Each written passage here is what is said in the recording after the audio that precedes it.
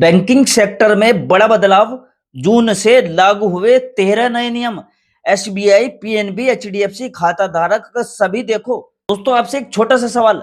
आपके फोन में यूपीआई है, एटीएम कार्ड है, बैंक अकाउंट है, डेबिट कार्ड है, क्रेडिट कार्ड है? अगर जवाब हाँ है तो आज की वीडियो आपके लिए बहुत जरूरी होने वाली है, क्योंकि जून का महीना बैंक ग्राहकों के लिए कुछ बदलाव लेकर आया है। और ये ऐसे बदलाव नहीं है जिन्हें इग्नोर कर दिया जाए, क्योंकि इनमें से कुछ नियम तो ऐसे हैं जो सीधे आपके पैसे, बैंक चार्जेस, कार्ड यूज और रोजमर्रा के ट्रांजैक्शन पर असर डालते हैं। कई लोग फिर बाद में बोलते हैं कि यार बैंक ने चार्ज कब काट लिया, पैसे कब काट लिए, पता ही नहीं चला। लेकिन असल में बैंक पहले ही अपडेट दे चुके होते हैं और हम ध्यान नहीं देते। इसलिए आज की इस वीडियो में हम समझेंगे कि जून में कौन कौन से 13 बड़े बैंकिंग बदलाव लागू हो रहे हैं, किस बैंक ने क्या बदला है, किसको फायदा होगा, किसका नुकसान हो सकता है, और सबसे जरूरी आपको क्या करना चाहिए ताकि बेवजह आपके पैसे ना कटे।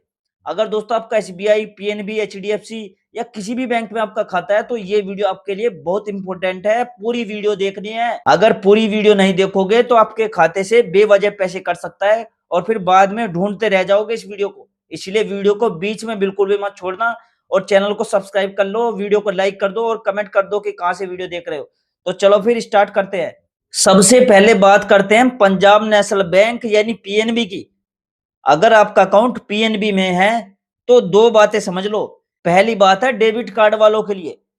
कुछ कार्ड पर पहले एक्स्ट्रा सुविधाएं मिलती थी, लेकिन समय के साथ बैंक नियम बदलते रहते हैं। अब 1 जून 2026 से PNB master card platinum debit card पर मिलने वाली कंप्लीमेंट्री एयरपोर्ट लाउंजेस एक्सेस सुविधा जो है वो बंद की जा रही है। अब इसका मतलब मैं आपको आसान भाषा में समझाता हूं। पहले कुछ ग्राहक कार्ड दिखाकर एयरपोर्ट लाउंज की सुविधा ले लेते थे, यानी बैठने, आराम करने जैसी सुविधा आपको मिल जाती थी। लेकिन अब ये सुविधा उपलब्ध नहीं रहेगी। इसका असर हर ग्राहक पर नहीं पड़ेगा, लेकिन जो लोग इस सुविधा का इस्तेमाल करते थे उन्हें पहले से पता होना चाहिए ताकि बाद में सरप्राइज ना मिले। अब दूसरी बात है पीएनबी की एफडी यानी फिक्स डिपॉजिट को लेकर। बैंक ने ब्याज दरों में बदलाव की जानकारी दी है। अगर आप नई एफडी खोलने की सोच रहे हो तो पहले नई दरें चेक कर लेना। कई बार लोग पुरानी जानकारी देखकर पैसा जमा कर देते हैं और बाद में पता चलता है कि ब्याज तो अलग ही चल रहा है। इसलिए कोई भी निवेश करने से पहले एक बार बैंक की आधिकारिक जानकारी जरूर देख ले। हाँ, एक चीज समझिए, एफडी सिर्फ ब्याज देखकर नहीं खोलनी चाहिए, समय, जरूरत और लिक्विडिटी भी देखनी चाहिए। और दोस्तों, मैंने अपने चैनल पर एफडी से रिलेटेड बहुत सारी वीडियो बना रखी है। अगर आपको एफडी से रिलेटेड कुछ भी प्रॉब्लम है तो आप मेरी वीडियो देख सकते हो, या आपकी जो प्रॉब्लम है उसे कमेंट में लिख सकते हो, मैं उसका जवाब देने की कोशिश करूंगा। ठीक, अब बढ़ते हैं कैनरा बैंक की तरफ। अगर आपका यूपीआई से काम ज्यादा चलता है तो ये पाठ ध्यान से सुनिएगा। आज के समय में छोटी दुकान से लेकर बड़े मॉल तक हर जगह यूपीआई चल रहा है, लेकिन अब कुछ मामलों में नए नियम लागू किए जा रहे हैं। जानकारी के अनुसार 2000 रुपए से ऊपर के कुछ यूपीआई ट्रांजैक्शन पर जहां रुपए डेबिट कार्ड स्वीकार किए जाएंगे, वहां कुछ बिजनेस कैटेगरी में एमडीआर यानी मर्चेंट डिस्काउंट रेट लागू हो सकता है। अब यहां लोग घबरा जाते हैं कि क्या हर यूपीआई पर चार्ज लग जाएगा। नहीं, हर ग्राहक के लिए ऐसा नहीं होगा। ये बिजनेस और जो ट्रांजैक्शन कैटेगरी है उस पर निर्भर करेगा। इसलिए कोई भी अफवाह देखकर परेशान नहीं होना है कि अब हर यूपीआई पेमेंट महंगा हो गया है, ऐसा जरूरी नहीं है। अब बात करते हैं एचडीएफसी बैंक की, और यहाँ बदलाव देखो थोड़ा अलग है, क्योंकि ये सीधे कैश जमा करने वालों से जुड़ा है। अगर आप कैश में जमा करते हो तो ध्यान से देखना। अगर आपका करंट अकाउंट है और आप दुकान, बिजनेस या नियमित कैश डिपॉजिट करते हो तो ये देखो पार्ट मिस मत करना। पहले छोटे नोट और सिक्के जमा करने पर कोई लिमिट नहीं होती थी, लेकिन अब कुछ लिमिट तय की गई है। उदाहरण के लिए छोटे नोटों की मासिक सीमा और सिक्कों की लिमिट तय की गई है और उसके बाद शुल्क लगेगा। इसका मतलब क्या हुआ? अगर आपका काम रोज छोटे नोटों में चलता है तो अब आपको थोड़ा प्लान बनाकर बैंकिंग करनी पड़ सकती है। कई छोटे व्यापारी इस तरह के बदलाव को नजरअंदाज करते हैं और फिर बाद में बैंक चार्ज देखकर परेशान हो जाते हैं। इसलिए ही मैं कह रहा था कि वीडियो ध्यान से देखो, बहुत इंपॉर्टेंट जानकारी है। अब आते हैं यस बैंक की तरफ, और यहाँ सबसे ज्यादा बदलाव क्रेडिट कार्ड यूजर्स के लिए देखने को मिल रहे हैं। अगर आपके पास यस बैंक का क्रेडिट कार्ड है तो ये पार्ट ध्यान से सुनिए।